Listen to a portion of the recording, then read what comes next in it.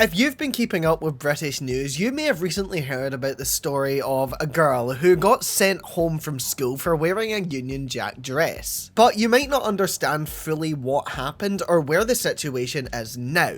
And of course, I also have some thoughts because I am very opinionated. Courtney Wright is a high-achieving 12-year-old from Rugby. Her school were running a diversity day, which was intended to be inclusive of all cultures. And because she lives in Britain and is British, she decided that she wanted to wear a dress of her country's flag. This was similar to a Spice Girls dress that was worn at a 1997 awards ceremony. Alongside the dress, she had also written a speech about British history and traditions, and not only was she told that she couldn't wear the dress, but she was also told that she couldn't even read the speech. She was forced to sit in the reception area while the school phoned her dad at 9 o'clock in the morning. Sadly, the dad was at work and couldn't come to pick her up immediately, so she was left sitting for a while until her dad finally arrived. As she recalls, she felt extremely upset and embarrassed about the situation and couldn't understand what she had done wrong. The school did send a permission letter out the day before saying that this event was intended to promote inclusion, understanding and appreciation of different backgrounds, so there was no mention of celebrating British culture being banned. So her dad has been running with this story. Stuart, who's 47 years old, has went on an absolute internet rampage about this, going to many areas of the press in order to get his daughter's story out there. And he believes that the actions of what the school did that day went against the whole event, and left his daughter in considerable distress over the weekend. He said that she should not feel embarrassed about being British, and that she also shouldn't get punished for celebrating being British. He also clarified that his daughter had no intention of making any political message, saying that it was simply about being British and celebrating their history. And of course, he demanded answers as to why his daughter was sent home, but it seemed as though no one at the school would actually give a reason or any justification as to why they did what they did. And it's not just him, because most of the parents with kids at that school completely stand behind the father of Courtney. They back the family's position on this issue and feel that it was completely wrong to exclude her for celebrating her British culture. They have branded the whole saga as disgusting and said that in the letter sent to parents beforehand, the only thing that they claimed wasn't allowed were football strips. One parent said, "Cancelling a child because they are proud to be British is outrageous. It's the headmistress who needs to be cancelled and stop hiding behind the school." We're still in the video where we explain what's going on without me giving my thoughts, but can I just say,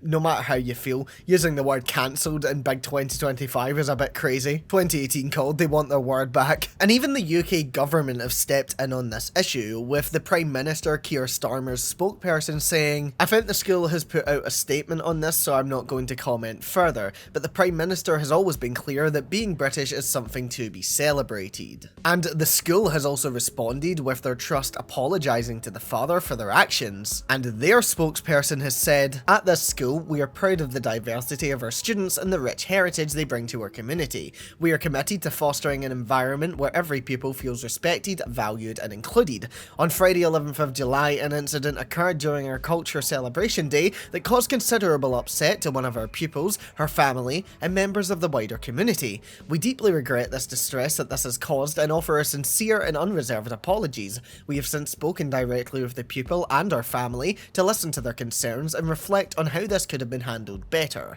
We are committed to learning from this experience and ensuring that every student feels recognised and supported when expressing pride in their heritage. As a school, we are reviewing our policies and strengthening staff training to ensure our practices reflect on our values of inclusion, respect and understanding for all." However, of course, a simple apology is not just going to please people in the local community or the Brits in general, and some people have called for the headmistress to personally issue a public apology. Some people have even called for the school to be shut down, and that's where we get into the next section. Recently, the school announced that it was closing early for the session in the best interests of safety for the staff and pupils. The school sent out a letter to parents explaining this and said that they had received extremist threats over online and also the phone. The head teacher and the CEO has also spoken out and said that multiple members of staff were individually threatened. And not only were there threats in the first place, but in the days before this decision was made, the threats had escalated very quickly. But believe it or not, the story doesn't end there, because there are still many more articles being published about this. And recently, a far-right media outlet called Voice of Wales decided to launch a GoFundMe for the girl and her family. It has currently raised more than £1,600, which is the equivalent of over $2,100. However, that isn't all, because the girl is continuing to get opportunities from the far right. Tommy Robinson, whose real name is Stephen, is a far-right figure here in the UK who is very prominent. He was previously the leader of the English Defence League, which is known for being incredibly racist and just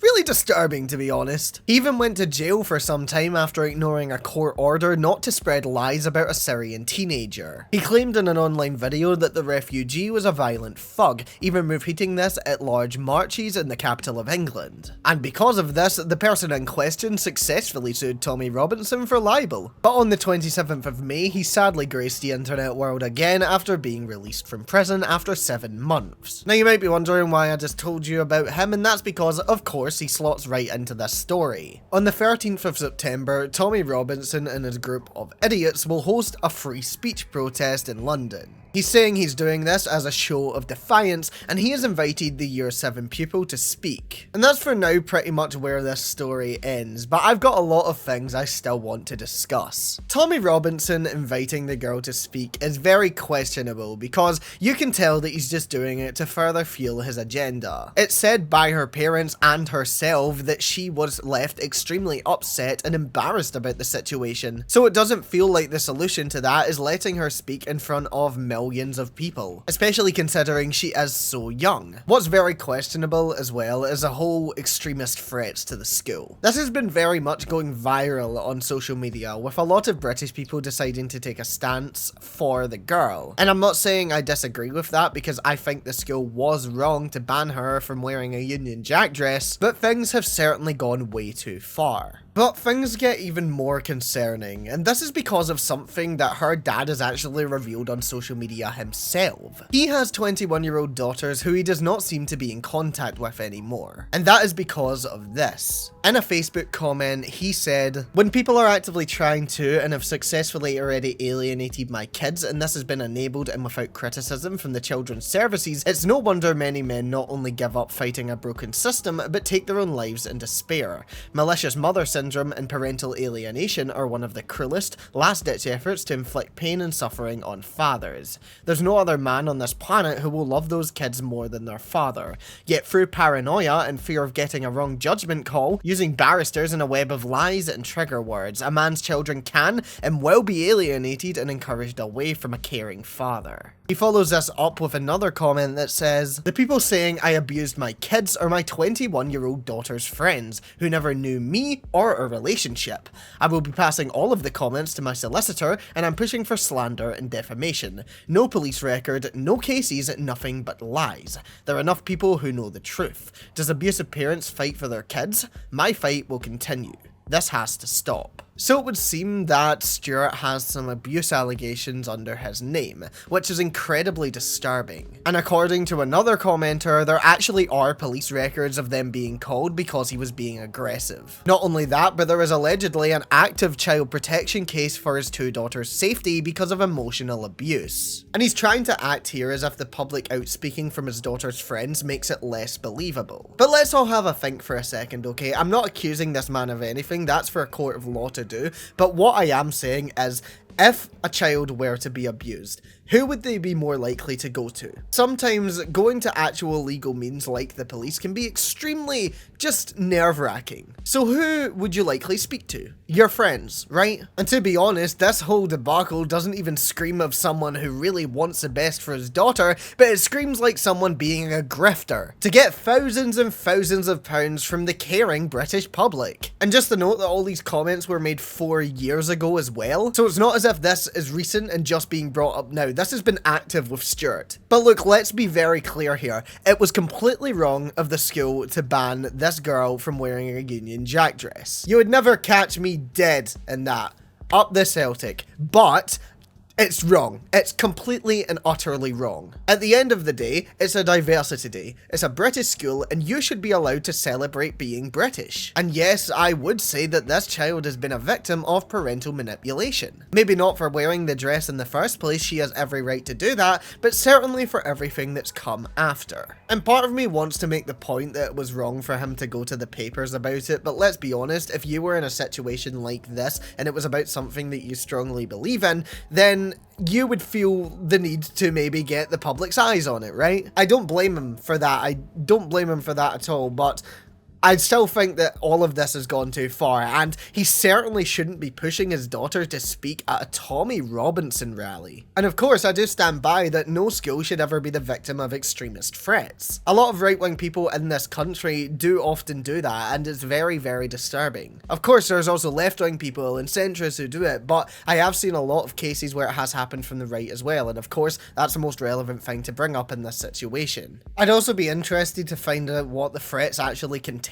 I doubt that's information we'll ever get our hands on, but it would be really interesting to know just how far people went. Because when people see a heated situation that they may feel an emotional attachment to like this, they will get heated and they will say a lot of absolutely horrific things. And I certainly wouldn't describe the school staff as anti-white, which a lot of people have been doing online. It was a horrific decision, terrible decision from everyone involved, but that doesn't make the entire school anti-white. I've got a very interesting video coming up soon where I do discuss some more about this specific topic and how people believe there's a white genocide. So I won't go into too much detail here, but yeah, I think it's stupid. But yeah, I think this all comes back to the fact that her racist dad is using her to get a payday. I'm sure he really doesn't give a single flying about this situation. Really, he just wants a paid 3-week all-inclusive holiday in Lanzarote. And to be honest, the person I feel most terrible for in all this is the daughter. Because now she's been made into a media spectacle throughout the United Kingdom, and that's just wrong. To make someone that young the centre of attention for something like this, especially when the right are using it to spread their racist views against immigrants and people who aren't white, it's crazy. And she's going to have to live with the fact that this has happened to her, and that she was made this media spectacle. Not only that, but she's going to have to go through the rest of her school years knowing her dad was the one who got it shut early. But at the same time, it also does seem like she's enjoying this situation a lot right now, because her father released this video of her seeming extremely excited at the thought of Tommy Robinson having seen her speech. Yay! What are you happy about, babe? Tommy Robinson is going to listen to my speech and I'm going to perform it to thousands of people. Millions. Billions of people. Yeah.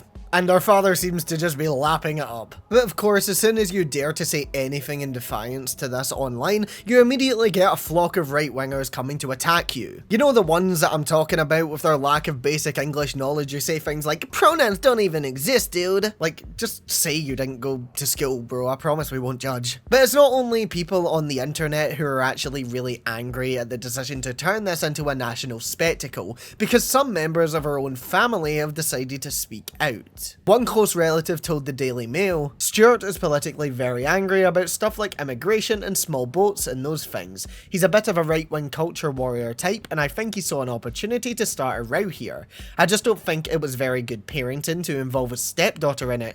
Courtney is now in the eye of a storm, and she shouldn't have been exposed to all this attention. And another person from inside the family told the newspaper, Stuart has upset a lot of people in his own family with his eagerness to put Courtney in front of the cameras, and it seems his motivation was about satisfying his own sense of anger against the school. Courtney is a level-headed and smart girl for her age, but she's still very young, and this must have been a crazy few days for her, and it will surely be distressing by now. Stuart has his own grievances, and I think they are what's motivated him this week. Our whole family has been subjected to intense scrutiny as we've been placed in the public eye. All our social media output has been scoured for any suggestion that we have far-right opinions, or that there is something more sinister than a row over a dress. It's been a horrible week for all of us, and we are absolutely fed up of the attention, so God knows how Courtney herself is feeling right now. And it seems to be getting too much for everyone, because even as recently as last week, apparently Stuart has stopped answering his phone even to his friends, never mind members of the media. And it's hard to disagree, especially considering these people are literally in the family, and it really shows that, you know, even to his own family members, he really made the wrong decision here. And I think we have to acknowledge that and not just let him get away with it either. Because you shouldn't use your child as an excuse to get into the national newspapers. You shouldn't use your child as an attempt to get noticed by your far-right idol. But apparently that's lost on some people. And I'm not really going to discuss this speech much either, because he's released a version to the media, but a lot of people seem to think it was watered down or contains dog whistles. I'm not one to make a decision on that. You can read the speech for yourself, but yeah. I'll even put it on screen now, so if you want, you can pause and read it. But yeah, here we go. Another example of far-right men threatening innocent people. You know the classic motto, hate foreigners, intimidate women. But yeah, this shows just how easy it is to rile up the entire of Britain over a very small issue. It's really not that deep. It's not. But you know what? The father got a payday, and I really hope he enjoys his all-inclusive holiday to Spain. But yeah, thank you so much for making it to the end of this video. Like, subscribe, share the video if you did enjoy. I'm very close to 20k now, so all your support is appreciated. Let me know your thoughts on the whole situation in the comments. Don't forget to check me out on social media. I have Instagram and Blue Sky. You can also check out my Discord server, link in the description. Thank you very much to my Patreon supporters and YouTube members: Brooke Entrepreneur, Maury Gann, K4 Silver, Alex Rod, Finger, Carmilla, Shoshka, Frozen Roses, Midnight Kitty, Colette Tiki, Cat Food, Moonbird, and Briar. I'll be back very soon with another video, but if you want one right now, then YouTube thinks that you'll like the video that's on your screen.